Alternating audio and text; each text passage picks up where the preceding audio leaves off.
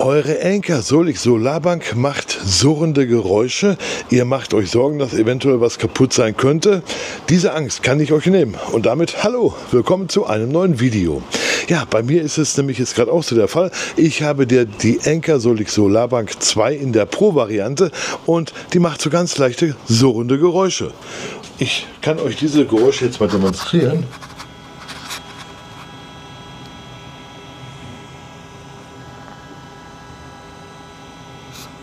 Indem ich das Mikro einfach an die Solarbank 2 halte. Die sind aber so leise, die Geräusche, jetzt hört man die schon gar nicht mehr. Ich habe die gerade nur zufällig entdeckt. Ich habe nämlich hier meinen E-Scooter, den wollte ich aufladen, habe den hier gerade mal angesteckt über die Notstromsteckdose von der Solix Solarbank 2 und da dachte ich, leichte surrende Geräusche. Was ist es? Und da fiel mir ein, natürlich, die Solix Solarbank hat ja einen integrierten Lüfter.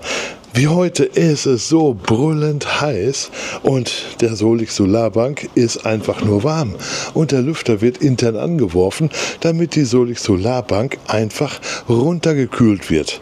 Und das ist der Grund für dieses surrende Geräusch. Ihr braucht euch überhaupt keine Sorgen zu machen, dass irgendetwas kaputt ist. Das ist einfach nur ein Geräusch, das macht die Solix Solarbank 2 im Sommer an heißen Tagen, damit die runtergekühlt wird.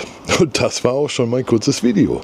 Wenn ihr Fragen habt, schreibt sie in die Kommentare. Ich versuche schnellstmöglich zu antworten. Das war gerade der Scooter, der ausgegangen ist.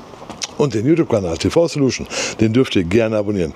Das war's. Vielen Dank fürs Zuschauen. Wir sehen uns doch bestimmt in einem der nächsten Videos.